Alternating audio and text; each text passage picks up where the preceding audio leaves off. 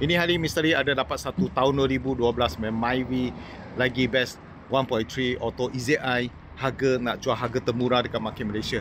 Tahun 2012 lah. Kereta memang cun-cun cantik lah, cat baru lah. Sport rim, tayar semua aftermarket, semua cantik punya. Dalam pun ada Android Player. Okey, ini hari cuma nak jual 14,500 saja. Ini juga boleh buat full run lah. Kalau buat full run bayar 400 lebih, bayar selama 4 tahun saja. Sekarang misteri review ini kereta, kasih bos tengok. Selamat petang bos. Mr. Lee baru dapat daripada owner ini tahun 2012 Myvi 1.3 EZI 1.3 auto punya ini Okey, ini kereta bos boleh nampak dia punya lampu kiri kanan semua elok lagi. Tayar bunga 60% tebal. Sport rim owner lama sudah tukar aftermarket, nampak lebih sporty lah. Kereta ada lower sikit lah, nampak ada lower sikit lah. Okey, bawa sedap lagi walaupun dia lower tapi dia pumping tak kuat memang okey lagi. Kereta tiada kemalangan, engine, gearbox, suspension semua elok, tiada banjir. Kereta memang condition tip top.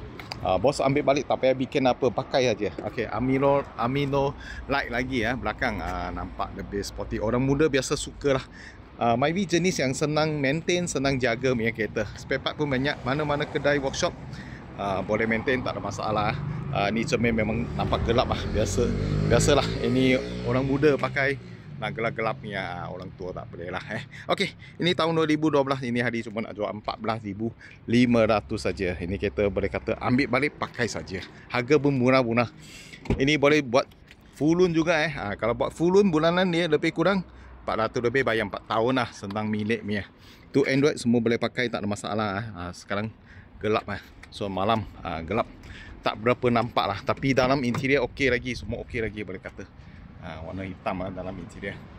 Bawa tengah sedap ini kereta, tak ada masalah. Warna original pun warna putih cuma buat satu layer per white, nampak lebih sporty lah.